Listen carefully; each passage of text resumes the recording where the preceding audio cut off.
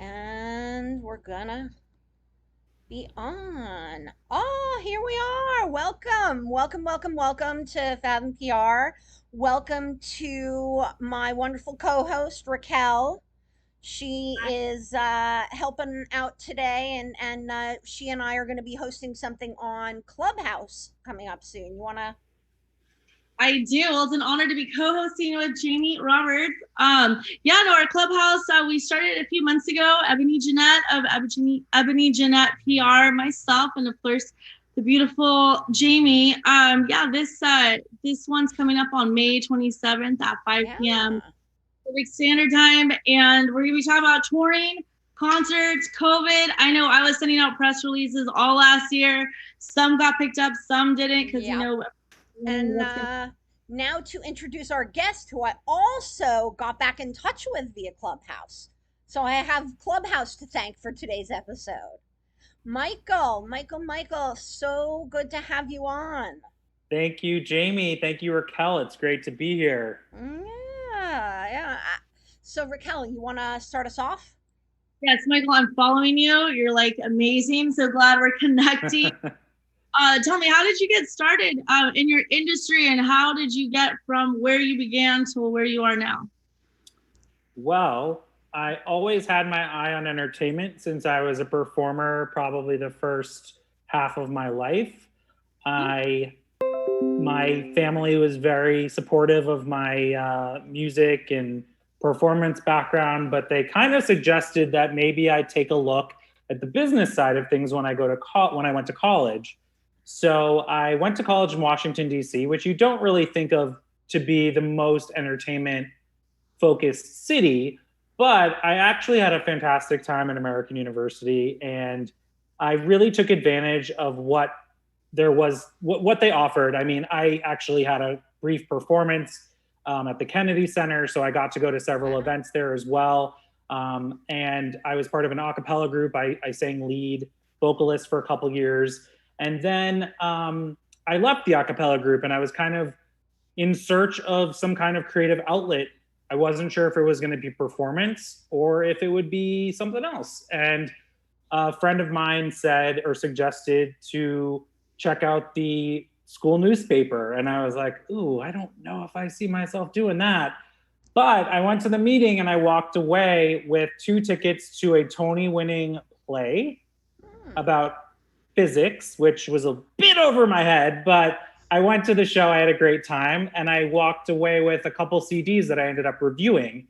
And I just got bitten by the bug. I was like, wow, I can be sent to go attend shows and to experience great interviews and learn about um, just different talents and filmmakers and musicians and all these things by experiencing them and getting front row tickets or something.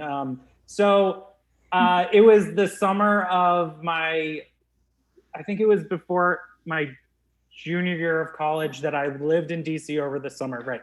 And I said to my editors, I said, do you publish the newspaper over the summer? And they said, yeah, we do one per month. And I said, okay, well, like, who do I reach out to? How can I pitch stories?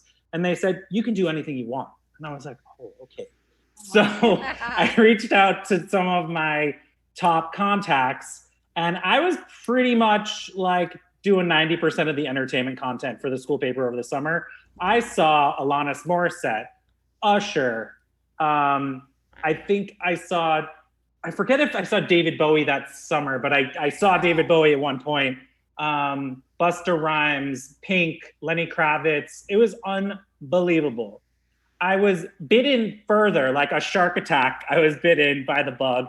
I loved working with some of these publicists. I loved working with the labels. I will say, Raquel, that there were quite a number of publicists who I felt like they didn't take me seriously, or they didn't want to waste much time on a 19, 20, 21-year-old college student who doesn't have that many clips, doesn't have that much published. And, they've got way bigger fish to fry in terms of publicity placements for their clients. So, I noticed that it was a relationship based business like most. And Some people wouldn't give me the time of day, they wouldn't respond, or they wouldn't give me the interviews. And there were others that did give me the time of day, and I grew with them. And I ended up writing for some regional publications in DC. I then moved to New York City. I was there for over 10 years, and I wrote for some publications in New York. And I don't know how to speed this along, but basically, I had it. It's about you. You don't have to speed it along. All right, there we go. So I had an internship. I actually applied to be an intern at Billboard magazine. Probably I think before my senior year of college. And the HR woman was so lovely there. She said, Michael, if you work for Billboard as an intern back in like 2003, let's say, or two, she said, you're going to be licking envelopes and, doing very administrative work. Do you want to do that? So I was juggling between that, having Billboard on my resume, or would you like to maybe write for Backstage Magazine, their sister publication, which focuses on theater and performing arts? Now, I had a background in performing arts as well, and I thought I would do well. I wasn't sure if it was going to get me on the path to Billboard where I wanted to be, but I was like, you know what? I have this writing background. She's taking a stab at me as a writer, and she saw what I do, and she told me that I'd get several clips published in a national publication that's a trade for performing arts. Wow. So I took it and I said, you know what, to hell with licking envelopes. I've never really done that, but I guess people are licking envelopes during COVID now, but yeah. But it was a great summer. I'm actually still in touch with my supervisor from that job, and it just allowed me to build. He's the one that told me about Media Bistro and different events through them, and so I just had a really positive summer in New York then, and I had 2 internships, 2 part-time jobs in the same summer because I wasn't getting paid in my internships. Believe it or not, I was one of the last years, I think, that they didn't require credit, and I didn't get paid. So I wanted some spending money. I was going out 3-4 nights a week, so I was a lifeguard. So I lifeguarded. I ran from one internship to a pool, and then I'd go to another internship to another pool. So it was a really fun summer getting. Hustled and you made it happen. I did hustle, and Jamie, I got to see like the grit of New York City in the best way, and what goes into I saw the passion and the heart that goes into what makes a New Yorker, whether you're from there or you become a transplant and you become a New Yorker. I think New York really instilled in me just hard work and grinding and putting in the time to get your dues. And I think I did that. And so I wrote for more publications. I was in New York, as I said, for 10 and a half years. But one thing I did is I put Billboard on my resume because I said that I regularly read the publication. I wrote trade publications like Variety, Hollywood Reporter, Billboard, Backstage that I was paying attention to. Somebody in Ohio, some recruiter in Ohio, near Kentucky, which I think would be Cincinnati? I think Cincinnati is near Kentucky.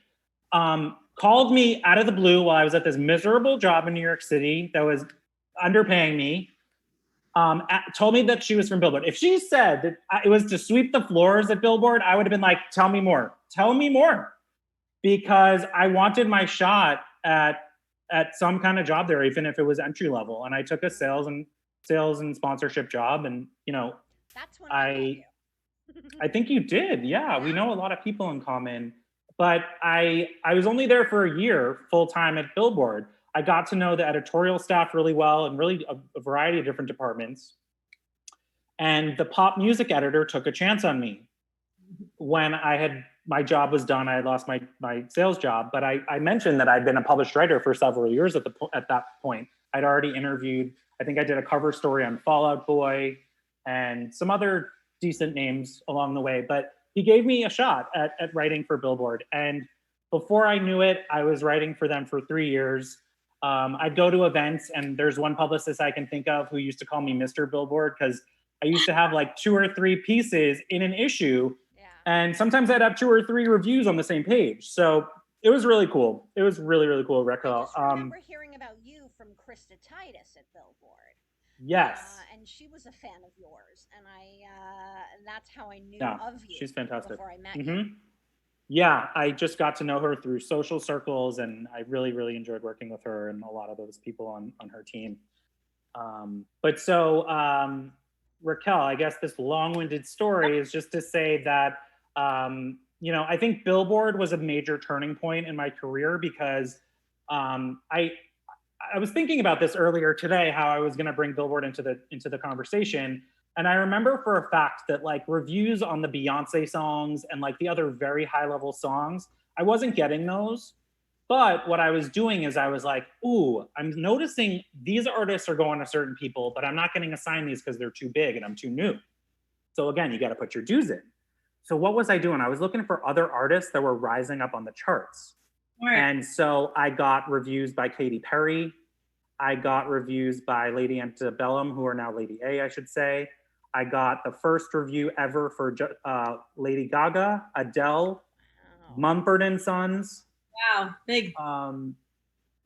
Far East Movement, Charisse, Ooh, I love Far East Miguel. Movement. Yeah, they're really fun. And Miguel and Janelle Monáe, I got the first review on her too. Wow. So I was kind of like, and I've always been like a generalist in terms of music. I very much appreciate, I have so much love and passion for reading work by writers who are like specialists in rock or hip hop or country or whatever it is. And I know a ton of people that are like that, but I'm way more of a generalist. So the other thing I was doing is I was taking notice in other genres. And that's around the time I got interested in country and I was paying more attention to like Latin music as well. So I was covering like all the genres and I was having a blast doing it. Amazing. Well, it seems like you called it like on genres, you know. I mean, two of the biggest genres now are Latin and country. So, I like Yeah. country's awesome. Ever since I was in Nashville, so a couple years ago. Love it. You live there? You work there? No, I went out there for an event, and now I'm all country. I want to go back out there again soon enough. I mean, obviously we did our research, but what do you think is unique about your style? I know you said general, but what do you think captured the attention of Billboard and all these amazing people that gave you a chance? Gave me a chance. I'm just passionate. I just like I guess artists come first to me. I've always been somebody that is an advocate for emerging talent. I know what it takes to be a performer. I know the grind and the sweat that goes into it and how many times you are rejected and how many hours it takes to be on your feet and rehearse and lose your voice and worry about it. And like, that's all you have. And I'm talking dancers, I'm talking singers, I'm talking comedians, like all talent, really. It takes a lot to be creative and to have ideas. And I think it was a combination of my passion and my discovery, my ability to discover and pay attention to the trends and to sort of almost be ahead of the trends in a little bit, in some ways, to identify artists and talent that maybe other people aren't paying attention to right away. Like I knew Janelle Monáe was going to be a massive star the first time I saw her. And I just knew it would take a little while because she is not your cookie cutter pop artist at all. right. I knew Lady Antebellum. I keep calling them that, even though I should say Lady A because that's their name then, so it's fine. It is, but I remember being a fan of Josh Kelly on MySpace. I had interviewed Josh Kelly around the time of MySpace. And I remember you had like a top 8. And I remember seeing his brother on there. And I was like, who's this other guy? And I followed him too because I thought he was super talented. And then he formed this Lady A group. And I just followed them very early on. Like before, I think from before they even had a record deal with Capitol Nashville, I was paying attention to Lady Antebellum. So that was super cool for me too, because I felt like around that time, I think Carrie Underwood was like the biggest country star and she was on the rise and she was winning all the awards. And it was like her and Miranda Lambert back and forth. And so I just felt that the shift was happening around 2008, 2009, 2010 with country, where they were embracing different sounds and they were also becoming a little bit more pop. So that's why I was giving a chance to artists like them. And I would say Keith Urban and Little Big Town were two other country acts that I think were like on the cusp of pop, that they kind of like opened the door to like your Dan and Shays and your Little Big Towns and your Maren Morrises and your Kelsey Ballerinis. I think those acts like made it cool and made it comfortable. Even Tim McGraw, I think, had some songs that could cross over. We can't forget about Taylor Swift either. That's a whole different topic, but yeah, I guess more of a teen act at the time, but certainly massive star power. So so I'm thinking about like a lot of the things you've been saying are like about paying your dues. Now that's a concept that's kind of a little outdated now, unfortunately. People like us, like the three of us, we paid our dues, we hustle, you know. I don't see that as much. Why do you think that is? Jamie, when I said it to you, I almost said it like with a cringe because I hate the term. And I'm glad you brought it up for various reasons. I hated when I was in college and a few years out of school where people would say, you got to pay your dues, got to pay your dues. Like, so annoying, so annoying. But even if we don't say it, it is a thing because you just have to prove yourself. You have to be tested. You have to show professionals in your industry that you're going to be reliable, that you're going to keep a calendar straight, that you can get your assignments done on time. But it's more than that. It's also a respect. And it's also, just because you're good at 22 or 25 or 30, it doesn't mean you're the best or the smartest in the room. You really have to like observe everyone else that's there and what's going on, because believe it or not, they probably or could be smarter than you, but they also know a lot of other things that you don't know. So I think part of paying your dues has to do with kind of respecting the room and your colleagues in your industry, and kind of just take. Uh-oh. Did we lose you? Oh, Oh sorry. my. This has never happened on a show for me before. News now. Oh, there you What's are. that? We got you back. We had lost you Oh, for a minute. where did we leave up? Well, I wanna ask you another thing. Mhm.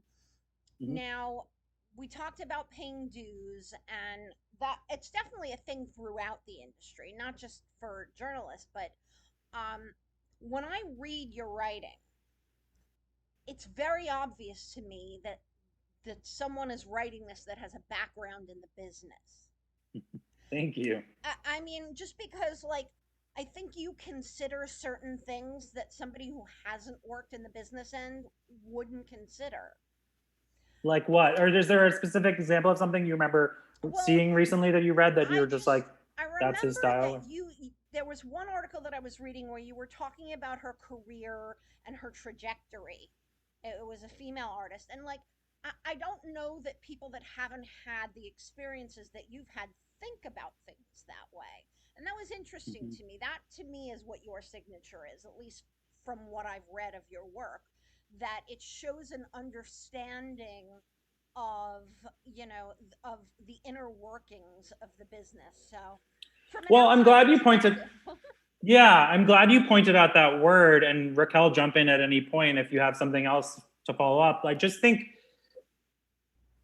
it goes back to me being a performer for the first half of my life. I mean, most of these talents that we're talking to, that we're interviewing, or that we're representing as publicists or journalists that we're writing about and researching, most of these talents, even if they seem like an overnight success or we never heard about them, they've probably been doing this for 5, 10, 15 years. So I think it's so important to like have that level of respect and realize like this might be one of the first years that they've had media training and that they've officially done interviews, but it doesn't mean that they're stupid or that they don't have a level of craftsmanship and musicianship, or that they're not even smart. Like, they're probably smarter than me, honestly.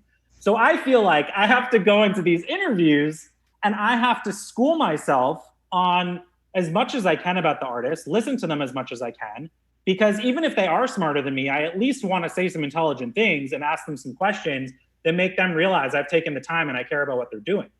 So yeah, I think it's important to like give credit.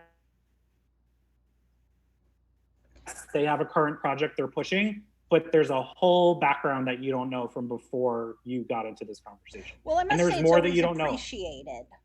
Right, Mhm. Raquel? Like when someone really does their homework.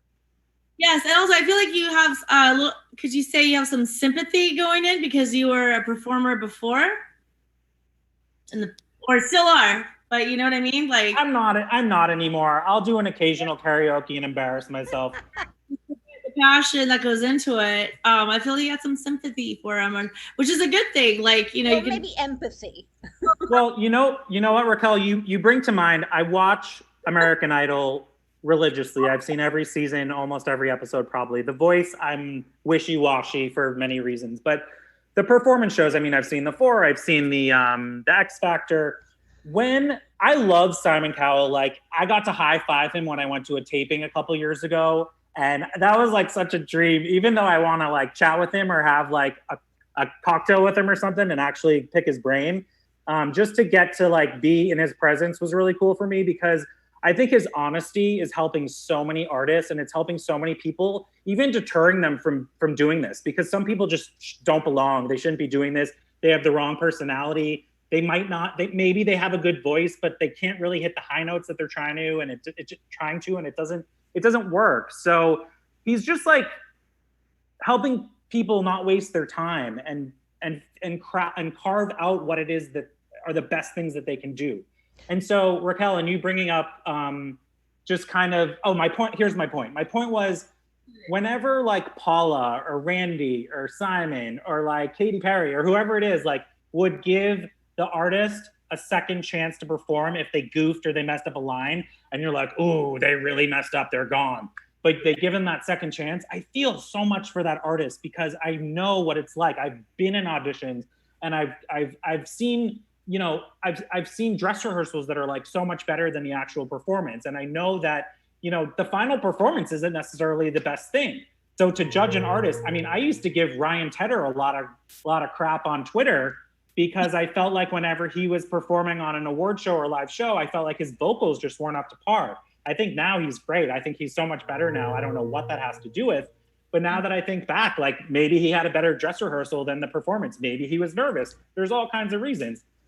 Lana Del Rey was terrible when she was on SNL, terrible. But I think her music's fantastic. Maybe if she got a second try, she'd be great. I agree with that. I think in a lot of different ways, like what you were saying about Simon Cowell, like I've gone into classes to talk to them about PR, and I've sat down and said, if you think you're going to make a lot of money, there's the door. If you're doing this for any other reason than you have to do this, leave now. You know, because what do you Passion. say? It's Yeah. passion. Right? I said it's passion, and we all have passion right here.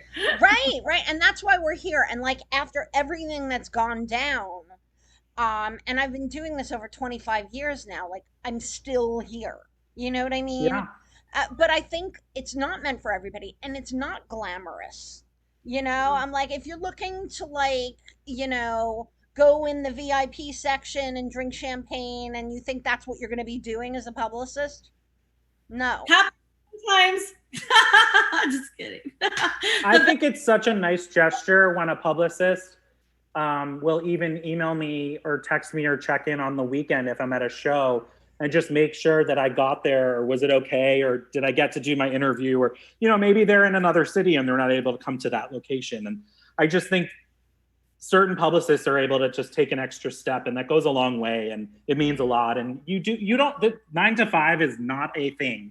It's just not. My mother gets upset with me. She's like, "You work more now than when you had a job." You know? That's amazing. But going back, I want to jump back to a topic because I don't feel like I Yeah. fully answered it even. And you were saying kind of like the pay your dues thing, and I was saying cringing Yeah, yeah. about it and whatever. But I think that there's a few problems and there's a few issues going on. I think with the decline in print journalism, we have less writers. A lot of the writers have taken on jobs at ad agencies, marketing companies, branding types of jobs. They've done their own consultancies. They've started their own agencies, what have you. So you got that problem. Then you got the whole like rise in blogs and the rise in web stuff. And I better plug in my my computer so that I can keep talking to you for a few more minutes here. So I think those things are making making the balance go off in so many ways. And so certain writers feel like if they have a blog that they're a journalist. And Right. I think there's just this problem with blogs and sites. Like, I don't think there's any way to define it necessarily, but I think it's there are some blogs. Thoroughness, don't you think? Mm-hmm. I mean, the journalistic aesthetic is like, you know, I'm going to do my homework. I'm going to come to you prepared. I'm going to ask you in proper English for an interview. Like, you would not believe some of the emails I get. I'll tell you something. You just reminded me of something. There is an agency that has a lot of great talent that used to send out press releases in all lowercase. And it drove me crazy. I didn't want to read anything. I didn't want to work with them. It gave me a headache to read. I couldn't figure out where something started and where something ended. I know that they were trying to be really cool. And I know that so many brands use lowercase letters, or they take out a letter and they just, you know, it's for their aesthetic and it's for their look. But I said to the head of the company, I'm like, you might never talk to me again. Who am I to say this to you? I don't mean to offend you, but I might. And like, our relationship might be over. But I just want to let you know, I've had it's been a long time, and I'm having a tough time like reading these. And I wonder if other journalists are as well. And I get that you're trying to do something cool and cute, but it's just not working great. But yeah, I mean, I've put out press releases, and if there's the teeniest mistake, it like stabs me in the heart, you know? And then I see, like, I got an email the other day with somebody saying, I want a Zoom meeting with your client. I'm like, number one, which client? Number two, you want a Zoom meeting or you want an interview? You should know the word interview if you're a journalist. yeah. You know, it's just, but I know that you guys encounter the same thing when people are pitching you, like, hi, can you do something on my client? Like, what? What's something? I'll get to that in a second. but what Raquel's laughing too. What you were just saying about we were talking about like, but so like the blogs and stuff like that. I think you can have a blog and be a true professional and actually be a journalist. But I think there's a difference between copying and pasting a bio or some description that was written by, you know, the marketing team or the publicist, and then maybe writing a few different words. Like, that's not journalism to me. Or even slapping on a few sentences, and it needs to be your own piece. I don't even like to look too heavily at press people's materials because I don't like any words, phrases, ideas, even inspirations or references to trigger me to be a copycat or for me to plagiarize, or for me to look at something that was in Pitchfork or Rolling Stone or something else, and then, oh shit, you know, I don't even know if I can swear on Twitch, but if like, you can. If I don't want to sound like anybody else, and I don't want to take anybody else's idea. So it's not until the interview happens that I start to look at some of the documents more closely. That's the very reason why I wanted to have you here. Love that. Mm-hmm. You know, the originality of thought. You know, and that's so uncommon these days. Don't you find, Raquel? I do. And what about asking questions, right? An interview, I always try to set up interviews for my clients. And actually, Michael, I would like to know too, like, when do you want to interview someone in a sense, like, because that's what to their career? Oh, no. For interviews, for when you, so besides just reviews, do you ever interview, I guess, the artists and stuff when a publicist comes to you and said, hey, I have this great client. She's a singer, pop artist. Would you like to do an interview? How do you go about that and conducting? Oh, Raquel, you just brought up one of my big pet peeves that I know Jamie specifically booked me here to tell you about one of my issues. One of my biggest issues, and then I'll answer your question, with publicists right now, because just as journalists can be lazy, so can publicists. Mm-hmm. I find that over the past 5 years or so, that I don't get pitched with direct pitches by publicists who are hunting for me, researching me and my writing or my publication and trying to play something specific. Instead, I'm just getting email blasts and there's nothing tailored to what it is that I'm doing. And I think it's like a disservice to the artists and it's weakening the community between journalists and publicists as well. But going back to your question, and then we can talk about that too, or we can. I talk all over the place. No, it's great. I guess like when do I decide I want to interview someone? A song is number one. It's always number one. I don't care who's dating who. I don't care who's related to who their parents are. I don't care where they went to school, what soccer team they played for. I don't care. I just don't. I'm doing this for the music. I'm doing this for the readers and the patrons that would come to concerts to see this artist. And I want to paint a picture. I try to write like I would want almost a friend or a peer to tell me or introduce me to an artist. I'm not trying to use this flowery language that I see in the New York Times or the Washington Post or some of the other magazines that I feel like just have to throw in vocab words to impress. I'm not like that. It's not my style. But yeah, so a song is number one. And then I think the story, if they have an interesting story that differentiates them, that's a big thing. And it's interesting you brought that up, Raquel, because I've told Jamie that I have taken on my own clients at this point, several, like over a dozen artists I've done bios for now. Great. And one of the biggest things that I tell artists now is the number one reason for the bio is to say something interesting and different about yourself so that we can get some great story angles on you. Because there's thousands of people that have talent and that sing well and that might even sing better than you. Right. But if you have some great stories, you might stand out. And it doesn't matter if you have less talent or more talent than someone else. You might just have a great personality and great themes, or you stand for something. Like that's major. Yeah, I say that to artists all the time. It's really like I wish that a great song was all you needed, but unfortunately that's not the case. Yeah. Yeah. Well, I think artists publicists need to read your work to understand who is best for you to talk to. I think part of our job, and it's part of the job that I don't think a lot of people think much about, is cultivating the story with the journalist, like picking the right person to do the interview.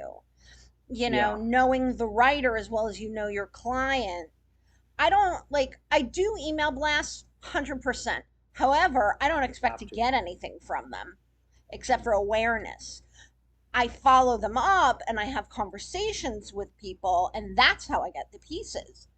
But Darren Paltrowitz wants to know, what interview are you most proud of doing?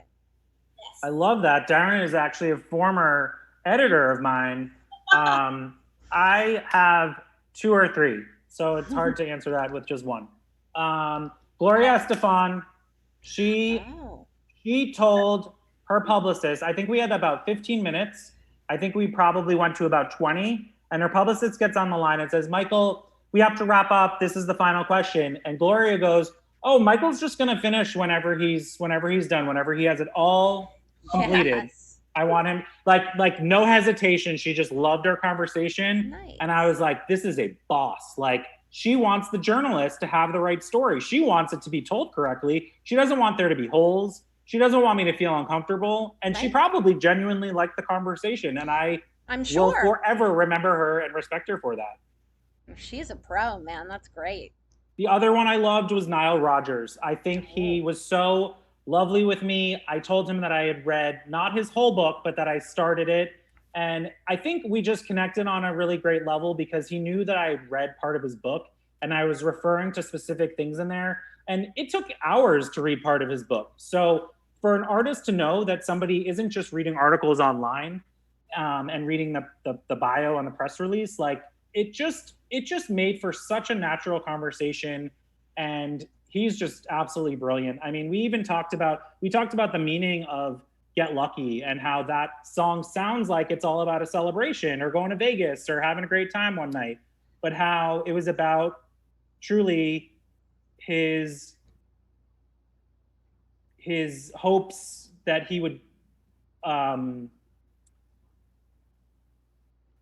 overcome cancer. I didn't know how to say that right now, but he was beating cancer, and so to get that totally genuine response, and it just hit me, and I was really struck by it, and I think it opened up a lot of doors in terms of where the conversation went. Amazing. So thanks, Darren, for that question.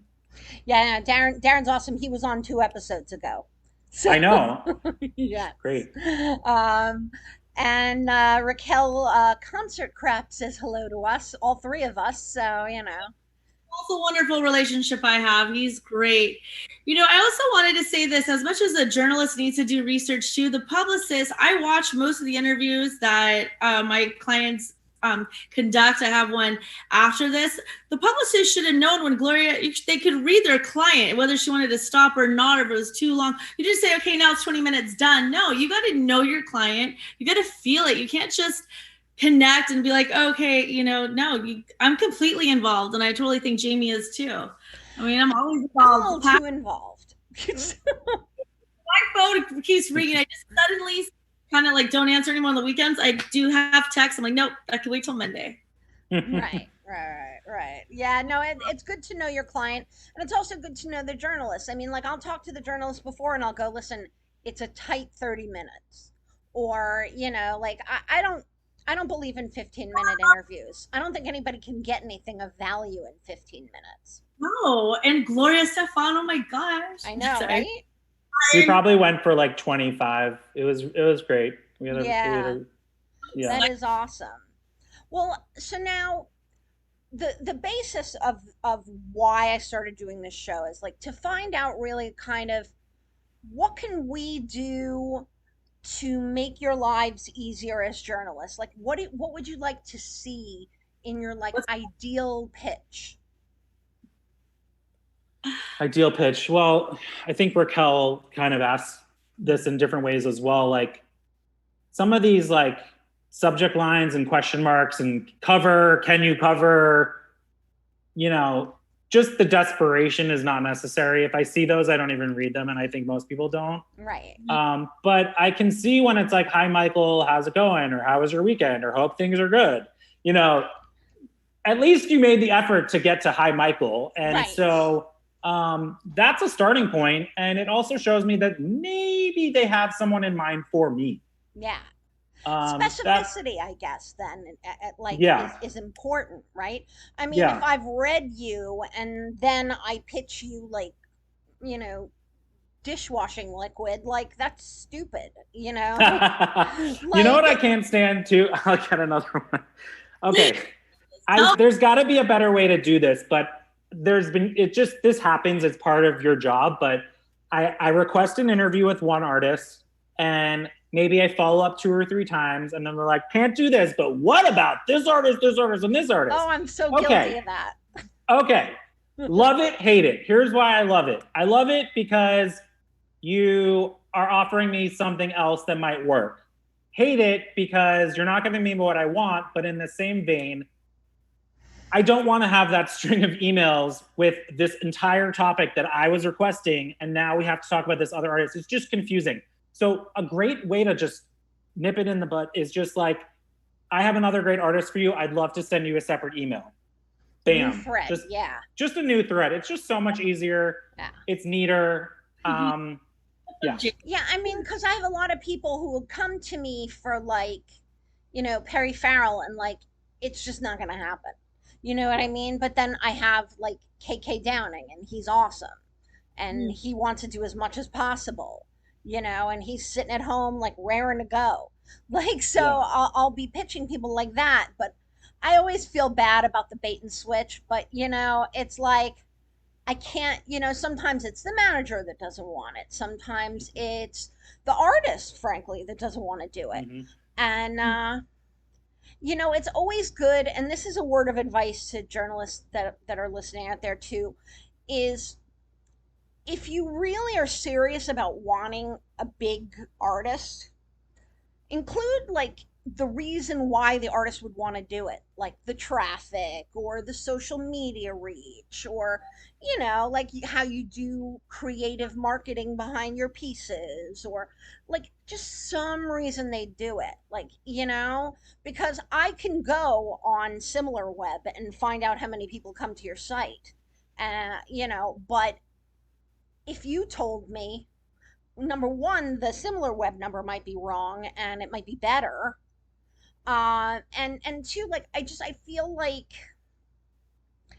I don't know, like this one magazine came to me for Perry, and when I couldn't do Perry, I was like, but you know what? I have something really interesting that would fit into your format really well, because I've actually read the magazine. Mhm. And they were like, no, we just want Perry. I was like, well, if you won't do the little things, how do you think I'm going to give you the big things? You know. And that is part of the game. I've noticed. Sometimes I've noticed, especially with label publicists, this happens a lot. Like if you give a look to like an emerging artist, they might be more likely to work with you in the future on, I don't know, maybe say Duran Duran. I got an interview with Duran Duran. So like Ooh. I don't know that that's an example that their publicist gave me a smaller act first, but like you just build up these relationships with people, and then one day some of the biggies happen. Even Yeah. I don't know if you want me to say with working with you, Jamie, but I never thought that I was going Tommy. to get approval on working with Molly Crew. Yeah, But Tommy was great about he loves people. And that's like what Raquel said about knowing your artist. Like, I didn't talk to Tommy. I spoke to Vince. you did? I did. Oh, I don't remember that. I thought it was Tommy. Weird. It's okay. Well, I don't even know if I asked for Tommy, to be honest. well, you know what? I know with Tommy, he loves people. So Mhm. like he'd be apt to say yes. And and Vince, like they were in a cycle, and of course I know you and your background, and like if I know you, I know you're not gonna like say something inappropriate to my artist. So of course Mhm. I'm gonna give it to you. But you brought up a really good point that there are a lot of decision makers, and you can't just blame the publicist. You can't get angry with them. There are some, I do think that there are some that put up the roadblocks and Oh either don't yeah. even submit my pitch, or they just say, oh, they're too busy. They don't have time. Oh, they're on vacation for 3 months. I can tell when they care and when they don't, and when they might be making it up. But I Right. also realize that management's involved. Sometimes the spouse of the artist could be very closely connected to the artist. Sometimes the artist will tell you they want to do it, and then when they'll tell you to come to me, and then they'll tell me there is no way I'm ever doing this, Mm-hmm. and I Yep. have to be the bad guy. However, I'm used to being the bad guy. I have been the bad guy for like over 20 years. So it's Yeah. fine with me, if somebody's like, you're preventing me. Like when I was working with Slipknot back in the day, Mm-hmm. somebody would come to me and go, yeah, Corey said that I could do an interview. I was like, well, you know what? Who are you? You know, tell me about your publication. I will be the one that decides whether you get an interview, frankly. And they were like, fuck you. And they put my like phone number in my office in their on their website. And they were like, this woman's a bitch, blah blah blah. That's And gross. I know Yeah, it was well, terrible. But honestly, first of all, no one reads them, and I found that out because no one called me. Mm-hmm.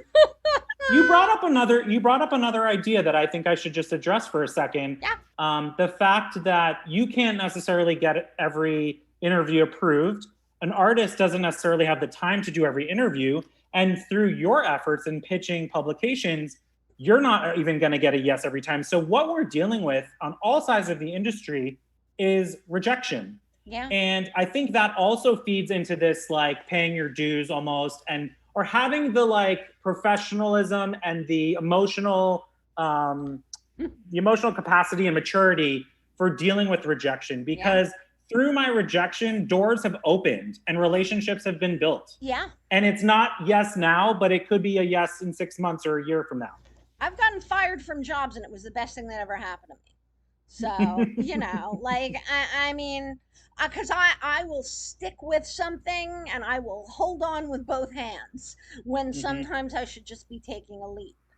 And, Yeah. and I really think, sometimes the universe decides for us.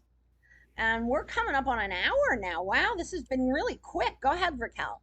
I was going to say, no, everything you're saying is amazing. Two things. One, this is not a glamorous job. You need a thick skin, and I love it. Two, I mean, I'm always the bad guy, but I say it with a smile, so it's not that painful for them. I'm like, no, but I say it in such a polite way or whatever, and I think that's why I'm really good at my job. Two, and also I have thick skin. You tell me now, there's a yes somewhere. I just lost you. Can you go back to that topic? Oh, okay, no, of course. I would just say I wanted to touch on two things. One, it's not a glamorous job. You need to have thick skin, but it's fun because we're in the passion of it. And then I'm always the bad guy, and I'm all right with that. I mean, I say it in a way where it's not really hurting feelings, but it's a no, thank you. You know, it takes class, respect, everything you said. I mean, I just love this conversation so much. So that was it. That's all I just wanted to add to that. Thank you. And Raquel and Jamie, I thought I would say one other thing that's really important, I think, for both publicists to keep in mind and for journalists. I realize that not all journalists are like this. Some people are very introverted. I'm actually very extroverted. Some people don't want to go to a lot of shows. They have a family. They live too far out of whatever city to go to the shows. It's too late. They have a baby. They have whatever. I just like to go to shows. So I will say that some of the publicists that have the smarts to send me to an event or a show or a showcase, they might not be getting something right away, but it's happened many, many, many times, probably like 24 times, where I have had exposure to an artist, and a year, 18 months, even 2 years later, I end up doing something on that artist.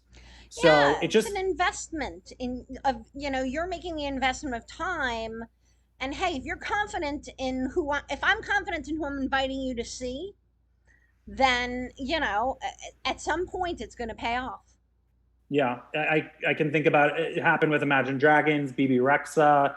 There's several artists I can think of that, like, I remember seeing them early on and I like really wanted to do something and it wasn't the right timing. But then there was the right timing. Yeah. So if there's any more questions, I mean, I know you've been so generous with the questions and I love this conversation. We will absolutely. This is going to live on my channel, and it's going to live on YouTube as well. I'm going to send you the link, and we can share it around. And if any questions come to me, I will forward them to you for sure. And why don't we let people know where they can find you if they want to hit you up? Sure. I mostly use Instagram and Twitter, and I'm pretty active on Clubhouse now. All of those are Menox Music, Menox Music. I created Menox to sort of be an easier way to say my last name for people that don't know how to pronounce it. So that's a good way to find me. You can DM me, you can like my stuff, comment, we can chat, Excellent. have a coffee, take you to lunch, whatever you want. And we got to do that. Now, where are you located? You're in LA now? I'm in Los Angeles now. Okay. Yeah, it's been almost 4.5 years. Orange County, I'll be hitting you up. I noticed that you're down there. You gotta hang. So you guys, it's finally time to see people in person. Absolutely. Thank you so much for your time, both of you, actually. And Raquel, why don't you give the details one more time about our Clubhouse, because we love Clubhouse on here. Michael, of course, join us. Clubhouse is May 27th, 5 p.m. Pacific Standard Time, 8 p.m. Eastern Time. We'll be talking about COVID, concerts, how to get tour press, and of course, us, Ebony Jeanette, Jamie Roberts, and myself. And Michael, I'm going to go follow you, Raquel. Awesome. Please, I'll follow you back. I'll remind you about it, Michael, because it would be great to have your point of view on there. Thank you. Yes. And I just want to say to anybody listening, I mean, a lot of the things that we're talking about are definitely years in the making and in the works. And, I've already had a relationship with Jamie and working with her. Nothing has been said to offend anybody. It's really just that, there's a lot that goes into publicity. There's a lot that goes into writing and research and all these things. Yeah. And we're all kind of navigating it together as things change. And hopefully we can just keep great writers in there and great publicists. The publicists that have been around for 20, 15, 10 years, whatever.